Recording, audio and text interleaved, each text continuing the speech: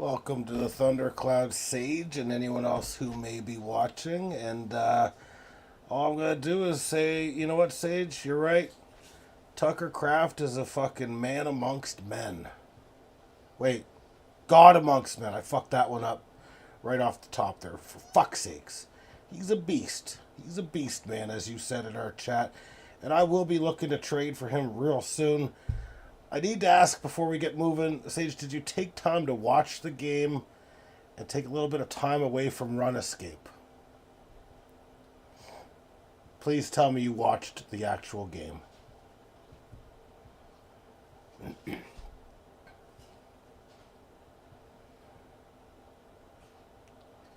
The delay makes me feel like you didn't necessarily watch the game, did you? Sage says, I watched without sound while playing NHL.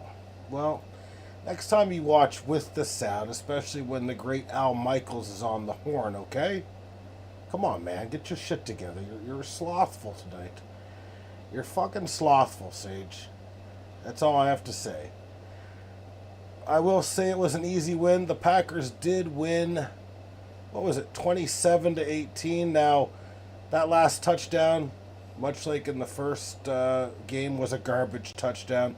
We're going to break down the numbers and that sort of thing really soon. The Packers are kind of unlucky tonight. I'm kind of disappointed in the Packers' performance a little bit from the standpoint of penalties. Penalties cost the Packers from turning this into probably a 35 to 40 point performance, especially when you pair that with Brandon McManus missing a 48-yard field goal off kicking it right off the post there. So the Packers, this should have probably been a three score win, I would say. Instead, it was like one and change. But let's kind of go through what the Packers did tonight because it was extremely impressive. So I'm going to say first and foremost, I don't give a fuck what the Philadelphia Eagles did last year. Their front four isn't great anymore. If we're talking about the team to beat in the NFC, fucking let's fact check that. The team to beat in the NFL, without being biased, I'm going to tell you right now, it's the Packers. Straight up. What they did tonight with two offensive linemen injured and, a couple miscues, that really set them back against a team that they went to the NFC Championship last year. What they did tonight was pretty fucking impressive. Now let's start with kind of a quarterback comparison. So when we kind of talk about the average per throw, 9.4 for Jordan Love versus 4.8 for Jaden McDaniels. Jaden McDaniels had a lot of those when the game was over. When the Packers were up by 17? That's when he basically did his thing, and he got a touchdown to boot. Quarterback rating for Jordan Love, 113.9.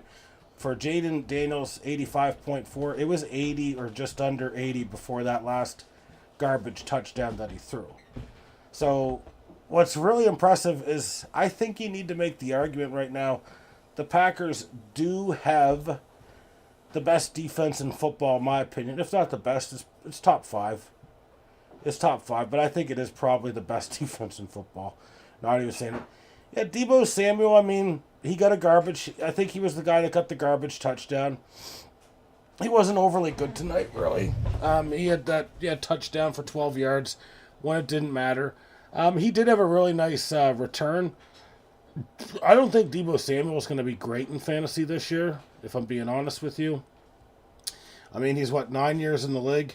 He'll be doing a little better than what's-his-face there, Marcus Lattimore was. That's all I have to say. I know they play different positions, but yeah, there is that. So far, so good. Take away the touchdown, that touchdown in garbage time, he would have had 32 yards and no touchdowns. For a 6.3 average receiving. That's not really good, in my opinion. I get it, Sage. He did get you a garbage, didn't have any rushing yards. He got you a garbage touchdown. I know a touchdown is a touchdown, but I'm saying it's good for fantasy. It's not sustainable. He only averaged 6.3 yards per catch tonight. That is far from outstanding. Even if you're at like 10, you're not really that good as a separator. But needless to say, I don't give two fucks about fantasy. I would like to let Austin Eckler know you had a hell of a career. Your career will be over. He definitely tore his Achilles tonight, and that will be the last you saw of Austin Eckler. Now, he's not good anymore, really, in my opinion. He was great when he was with the Chargers back in the day. But yeah, he definitely tore his Achilles. He's definitely done. And we're talking, what's his age now? He's like 33, 34. He misses a year. He's not going to be in the NFL again. Let's just throw that out right now. How are the Packers? It's, the big question yesterday, because Jaden Daniels last year had 891 yards running in his rookie year. The big question was, are we going to be able to stop that? Well, I'll just give you the stat line and you tell me. Jaden Daniels went for 7 carries for 17 yards. That averages out to 2.4 per carry, with the longest run being 8 yards. So half his yards came on 1 carry. Well, I'd say the Packers checked the box there. This Ja'Cory Croskery Merritt, 4 carries for 17 yards. He didn't look that good. 4.3 a carry, but he didn't look that powerful or anything like that. Austin Eckler, 8 for 17. That's 2.1 per carry. So as a team, they ran 2.7 yards per carry against the Packers. In fact, their entire offense, even including garbage time, were about like 3.5 yards per attempt or whatever. And we were about 7. So this game really should have probably been like a fucking 35-10 or a fucking 38-13 or something. It really wasn't close. This 27-18 game was not close at all. The Packers just completely imposed their will.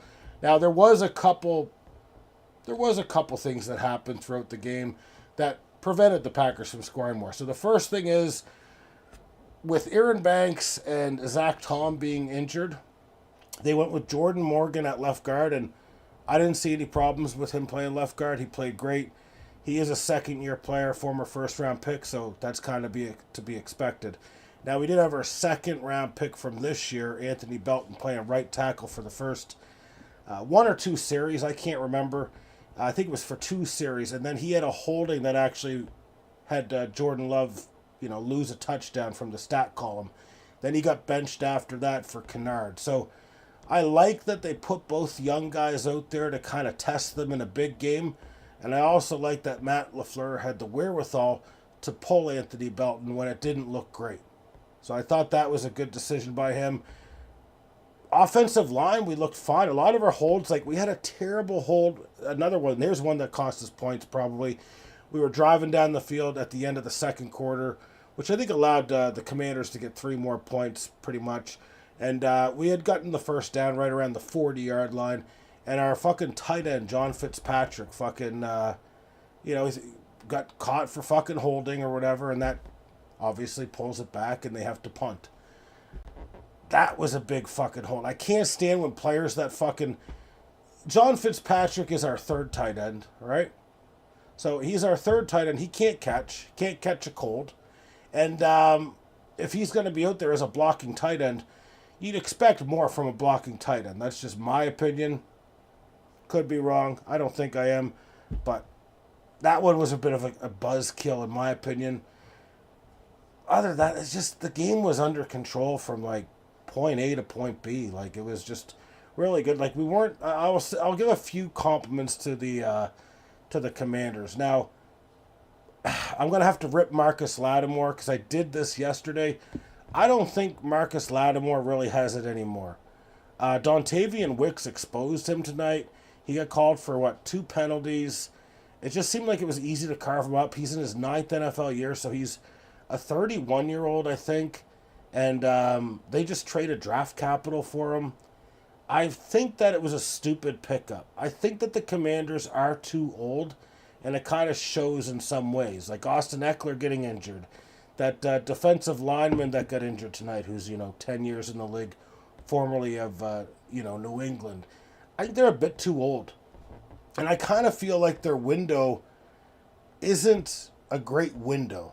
If I'm telling the truth right now, I don't think they've got a super long window because you've got like Bobby Wagner out there, you've got Lattimore, you've got Laramie Tunsil. I don't think they're going to be as good as last year. I don't think Jaden Daniels is going to be as good as last year. Granted, I'm not going to say he's taken a sophomore slump because I don't necessarily think that's the truth. He did just play a very good team. But I just don't really see them as like... And then you're adding guys like Deebo Samuel. Okay, well, Deebo Samuel was good. But what is he, 30 years old? Like, you're getting guys at the wrong ages for those types of positions. So I feel like they're just too old, honestly. What's their tight end? Zach Ertz, what's he, 33, 34? So I just don't look at this team and say long-term wise, I'm super scared of them. Because eventually you're going to have to pay Jaden Daniels. And what happens when you have to pay Jaden Daniels? Well, you can't pay all these other guys. And that's just the fact of the matter. So long-term wise, I don't like their team. I know they brought in 5 defensive linemen this year. And it does look like they did improve their run defense. They were good against the Giants. They were pretty good against Josh Jacobs. Josh Jacobs ran 84 yards on 23 carries, so that averages to 3.7. So that's not great there.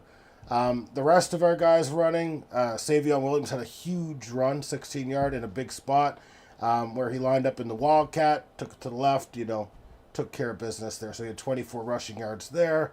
Matthew Golden, wide receiver, 2 carries for 15 yards. And then you have Jordan Love with 3 for 12. Jordan Love, I'm going to say one thing about Jordan Love. I'm a little concerned. I know he just put up a big game where he probably should have had 121, 124 rating, somewhere in that vicinity, because he should have had another touchdown. It got called back, whatever. Jordan Love, to me, I'm a little concerned with him when it comes time to, like, okay, when there's pressure on him, there's a problem. He is not quick at getting the ball out, which scares the fuck out of me. Yes, he can throw the ball downfield. Yes, he's got a bit of Brett Favre in him. Yes, I understand he's got some great talent. He can throw off balance, all that good shit. But I'm a little concerned if there's pressure on him. If you get pressure on him, I just don't think he's the same animal. If he has to make, quick decisions, that kind of scares me. So maybe I'm just worrying, but I think I'm being pretty accurate when I say he's a different quarterback. Now, the good thing for him, one of the sacks he took was just him taking a sack late to keep the clock moving. The other sack, I can't even remember. Our offensive line will keep him upright. They will give him time for the most part. I'm just saying it's something to keep an eye on moving down. Now, let's get to some of the receivers. The 2 that impressed me most today were, well, he's not a receiver. He's a tight end. Tucker Kraft played fucking amazing. He had 124 yards. He was only targeted 7 times, had 6 receptions and a touchdown, his longest being 57 yards. He's a smart player. He can block. More importantly, like, this guy will just stiff arm you off of him and then move past you. Like, he is a phenomenal player. He is a guy that as soon as we're able to give him a long-term extension, I want to do it sooner rather than later, so we're not paying him more than what we fucking need to. Tucker Kraft is good. That's why I'm targeting him in Fantasy League from Sage. I want to take Tucker Kraft from Sage, and in order to do that, I'm going to have to give up Brock Bowers. And then he's going to give me a running back or something back. We'll figure the rest out later. But I want to take Tucker Kraft from Sage. Dontavian Wicks was very good tonight against Marcus Lattimore. He exploited him a bit. He had a problem with drops last year. He went 4 receptions for 44 yards, and I like the spacing he was, getting. And I like that he didn't drop the ball. An unexpected guy that did well tonight was Malik Heath. Good blocker. He had 1 block that was really good, and I do pay attention to those little things. So I appreciate the block, but he also had a really good catch, 37 yards downfield on, the out of bounds there. He was able to keep both fucking feet in bounds. It was fucking awesome. Now, this is a guy here, Luke Musgrave, drafted in the same draft class as Tucker Kraft. He was actually drafted around before Tucker Kraft. He was a 2nd-round draft pick, so he's going into his 3rd year. He's been banged up, had 2 receptions for 32 yards. One of those catches was pretty fucking big. I'm really happy with what we got there. Dobbs was good. Matthew Golden wasn't really targeted a whole lot. He should have Jordan Love, if he makes a better pass, there's a touchdown to him. But, hey, it wasn't meant to be. But that's football. We move on from that. Defensively, I can't stress it enough. Even though, like, you're going to look at, like, in fantasy league, right? Micah Parsons barely got me shit all for fucking points. Barely got me shit all. That's fine. He only got a half sack. He had 3 quarterback hits, which we don't count quarterback hits, in our fantasy league, and that's okay too. I'm not complaining. But the amount of pressures this guy gets is just crazy. The amount he impacts a play, like there was one play where he was coming from, I think he was up against the right tackle, and he's, running across the field, driving him into Javon Bullard. I think that was a pretty fucking good play. He's not going to get a stat for it, but man, he looks fucking good. And it's good now. We got the week and a half off. He's going to rest up, and he's going to look even better down the stretch. Didn't know this, but Biren Sorrell, one of the best players in the preseason for rookies, if not the best. 4th-round draft pick, had a half sack tonight. Carl Brooks had a half sack. Rashawn Gary had a sack, but he made a dumb play. He over-pursued a play where he had an easy sack on Jaden Daniels. I don't know if he was expecting to break left or right, but he was basically just in that spot. And him being Jaden Daniels, and I don't know, he just fucking flew past him. What can I say? So he probably should have had 2 sacks on the night. Now, Edgerrin Cooper played extremely good. I mean, you're talking a guy that had, I think, 2 tackles right at the line of scrimmage, thereabouts. Half sack. He stole that from Micah Parsons, which pissed me off for fantasy purposes. 10 total tackles, 7 solo tackles, which is pretty crazy. I'll tell you, this Edgerrin Cooper is going to be huge. 2 quarterback hits. He's a future Pro Bowler in his 2nd year. He's going to be fucking amazing. A guy that you might not... I don't even know if he has a tackle tonight. I don't think he had 1 tackle. Okay, he had 2 tackles. 2 tackles tonight for Keyshawn Nixon, playing outside this year as a cornerback. He had 5 passes defended. Our entire team had 8. The entire team for Washington had 3. 5 passes defended tonight for Keyshawn Nixon. He played extremely well. A lot of people, oh yeah, Green Bay's fucking wide receiver cornerbacks aren't going to be very good this year. Well, I don't give a fucking shit. I really don't give a shit what they say. Because your cornerbacks don't necessarily need to be the best in the world when you've got fucking pass rush. And I think these are system cornerbacks as well, which is pretty important. Kind of surprising, our defensive tackle, Devontae Wyatt, tonight, had a sack, and he had 2 passes defended. That's pretty damn good. 2 quarterback hits as well. So I don't know. Green Bay just kind of like dismantled Washington. The only concerns I kind of have about Green Bay is probably their special teams. I don't think their special teams is necessarily where they need to be. They let a big return to Deebo Samuel. I feel like this Rich Bisaccia guy might be overrated a little bit. Because our special teams hasn't really been great under him. Obviously, I'm going to give him, till the rest of the season to see what he's got. But at the same time, I mean, you can't just say you're a fucking guru and then fucking produce in the 20 to 30 range. It's just not the way it works. At some point, the proof needs to be in the pudding. And right now, I ain't seeing the fucking pudding. So, got to be better on special teams. Overall, though, I would say this is definitely the team to beat. Only going to get better as the year goes on. The only concerning thing for me is Jaden Reed did get injured. I do not know if it's a broken collarbone at all. My suspicion was it was a broken collarbone. Yeah, he landed on his right shoulder. It does not look like he'll be playing a week 3 against the Browns. I'll agree with Roto World there. What else do we got? I think that pretty much sums it up. Sage, do you agree?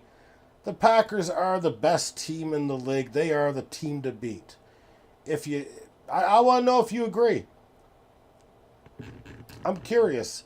Teams are averaging 15.5 points per game against us, and that's including 2 garbage touchdowns against us.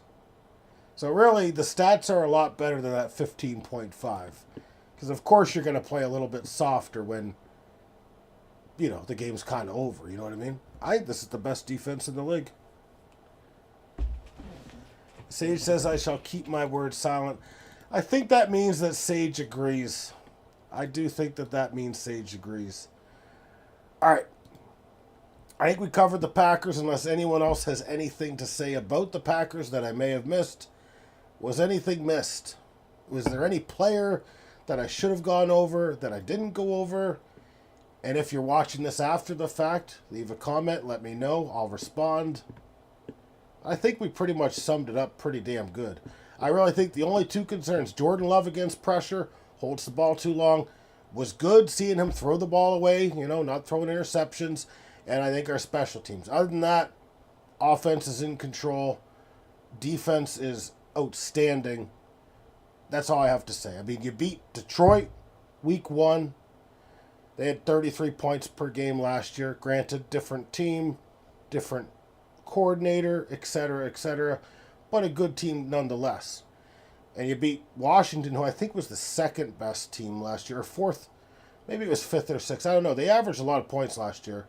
They averaged quite a bit of points per game last year. They were definitely top 5 or 6 for sure.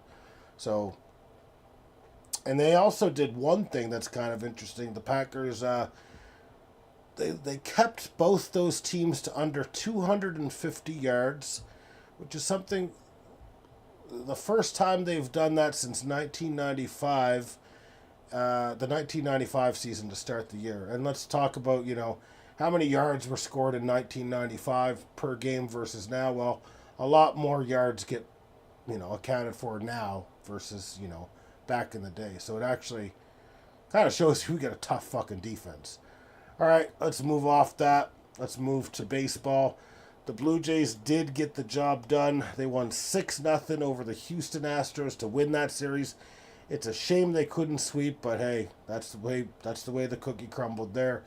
The Jays are now 84-62. That's 22 games above 500. They're 3.5 up on both New York and Boston with 16 games remaining. There's a good chance they win the division, but in order to win, they're going to need to win, 9 or 10 games. I think I said it a month or 2 ago.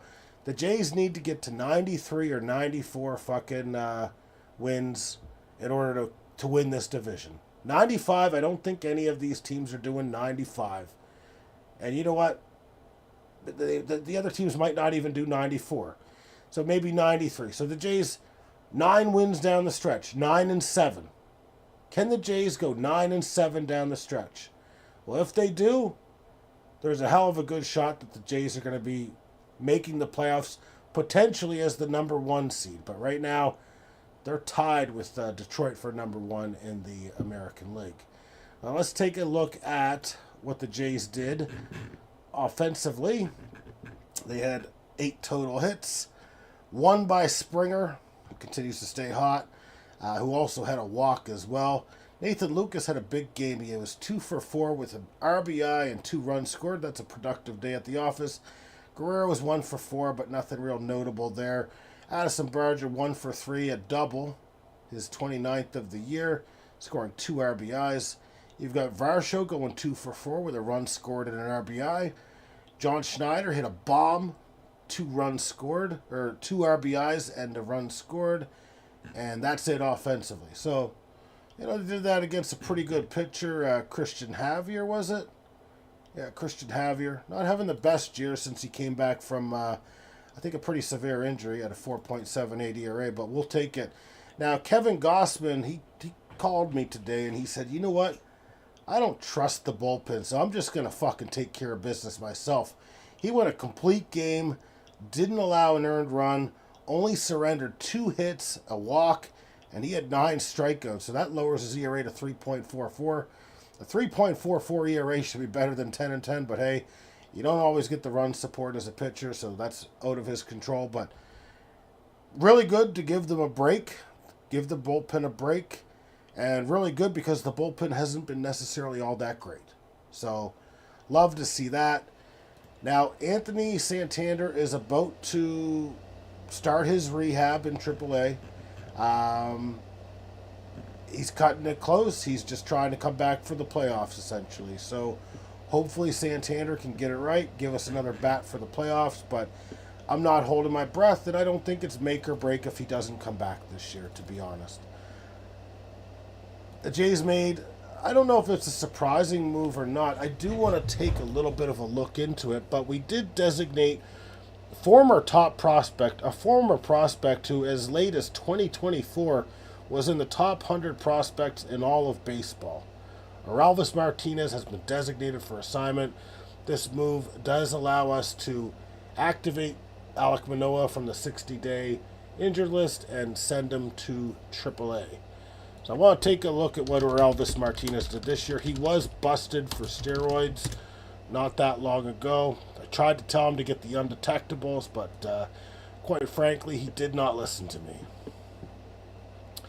So this year in Buffalo, oh man, wow.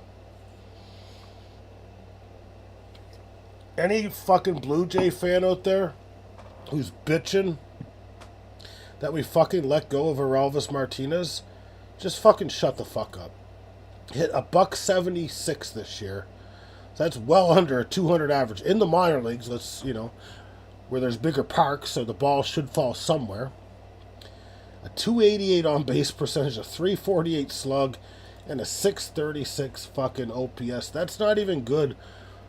Like, that's Andres Gimenez fucking numbers, and he doesn't play defense. So yeah, definitely can say I don't call baseball prospects busts because there's just way too many of them. You can say, yeah, he busted, but I mean, that's just kind of the reality of baseball. There's a lot of prospects. They go through 50 rounds in a draft each year. It's going to happen, but yeah, he'll probably latch on with another team, I would say, because he's got a lot of power. He does have a ton of power. Like, this is a guy, you talk about 30 or 40 home run power, but he's never had good average hitting at all. Like, in the minors in 6 years, it's hard to believe he's been in the minors for 6 years. 232 hitter. That's just not going to cut it.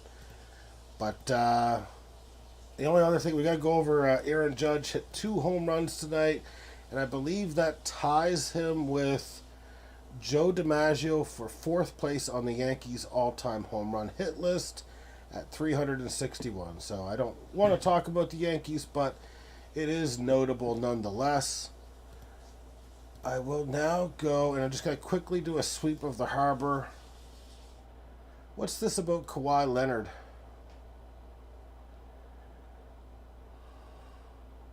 I don't care about that fucking scandal at all. I don't give a fucking baker's fuck. Alright, let's turn our attention, stick with baseball a little longer. Let's turn our attention to the Pete Rose Bowl cut. You got the Rodfather up 13-3 against Alejandro's unastounding team. You got Sage looking to close it out. He's up 10-6 against the Nets' awesome team. You got Vlad the Impaler's up 13-3 against the Dark Sliders. And Orange Juicy Fruit is still up 13-3 against Graham's great team. So pretty much the same as yesterday, although it's looking more and more likely like I'm going to kick Sage's ass in the finals.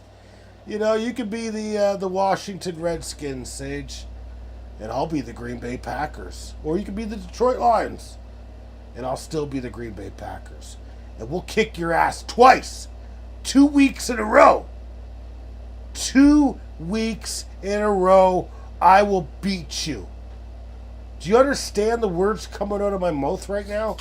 I'm going to beat you twice. Twice in one fucking round. Now shut the fuck up. You shut your mouth when you're talking to me. How's that sound? And I don't think, no, and that's pretty much all we got. We're not, well, OJ's Juicery. I'm not going over the scores. I'll take a look at the recent transactions that have been made.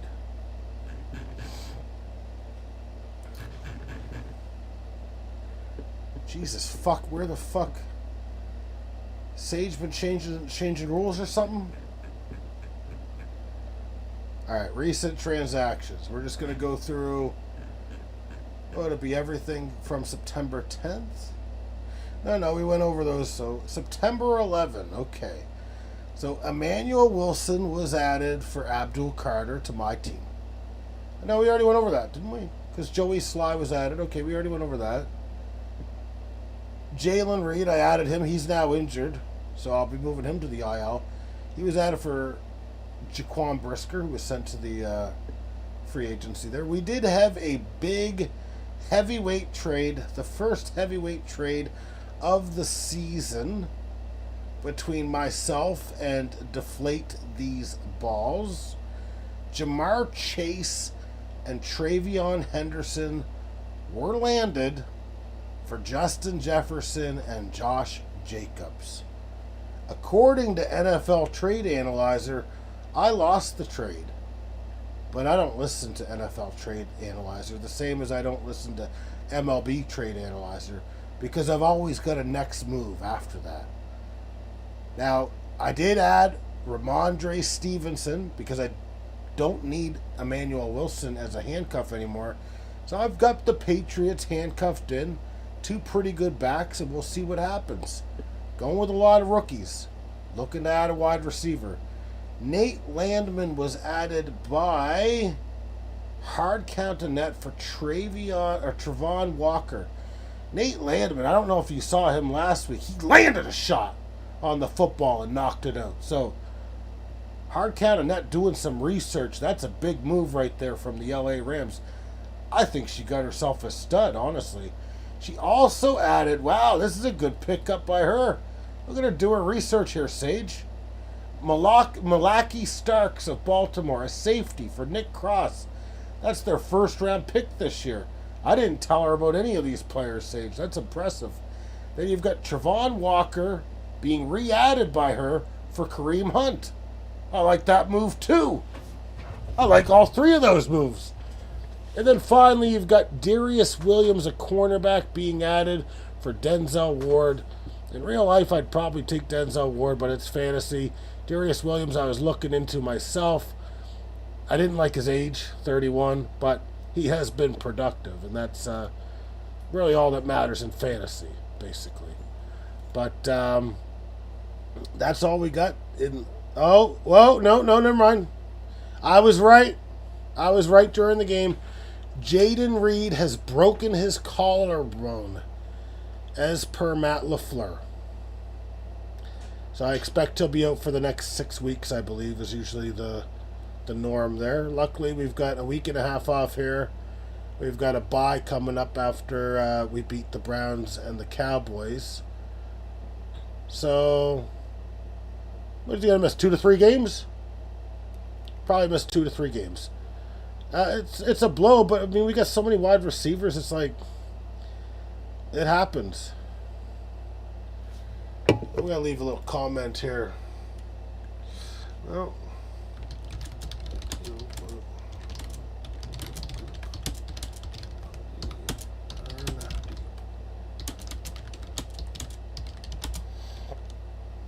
there we go. All right, so there you go. Adam Schefter reported that, so you know it's probably true. Especially since Matt LaFleur said it. All right, well, that's going to be it for tonight. The thundercloud is now shutting it down. We'll be back tomorrow. Packers are the best in the league. They are the best in the world at what they do. That's all I'm going to say. Unlike the Titans. All right, have a good night, guys. See you tomorrow.